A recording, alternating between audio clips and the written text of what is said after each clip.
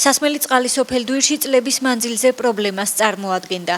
ნაკლები დებეტის გამო აქაურებს წყალი გრაფიკით მიეწოდებოდათ, ზამთარში კი იყინებოდა. დღეიდან მათ სასმელი წყლის მოტანა მეზობელი სოფლებიდან აღარ მოუწევთ. სახმარ წყალს საკირიდან მოგქონდა, ქვაბისხევიდან, ჩიტახევიდან, ლიკნიდან, ბალონებით დავიღალეთ ამ ბალონების სიარულით.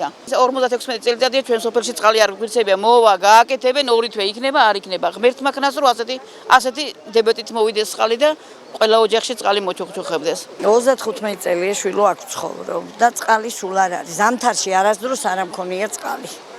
ერთ წელს პირველად რო გაკეთდა 2 წლის წინ, მართლა გაკეთდა და მაშინ ქონდა მთელ სოფელს წყალი, მერე დაზიანდა ისევ ეს მილები და ეხლა ამ წუთას გააკეთეს და გამოუშვეს და იმედი გვაქვს რომ აღარასდროს არ გაფუჭდება. წყალსადენის რეაბილიტაციის შემდეგ დვირში სასმელი წყლის პრობლემა მოგვარდა. 300-ვე ოჯახი წყალს 24 საათიანი გრაფიკით მიიღებს. ერთი სათავე ქონდა და სამ სოფელს.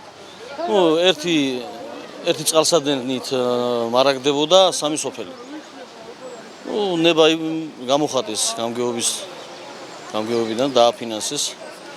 დღეს გამოუშვით წყალი, ხედავთ რომ წყალი საკმარისად კარგად მოდის და მოგვარდება რა ეს ერთხელ და სამუდამოდ სოფელში წყლის პრობლემა. ადგილობრივი ბიუჯეტით გამოიყო სახსრები, რის მიხედვითაც შერემონტდა და აშენდა ახალი კაპტაჟები, წყლის საცავები, რომელშიც დაიხარჯა დაახლოებით 200,000 ლარი.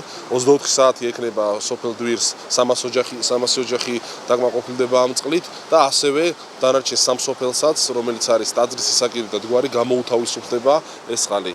რაც შეეხება წყალკანალის სისტემას, სოფელში მილები ნაწილობრივ შეცვლილია, თუმცა შიდა ქსელი სრულ რეაბილიტაციას საჭიროებს.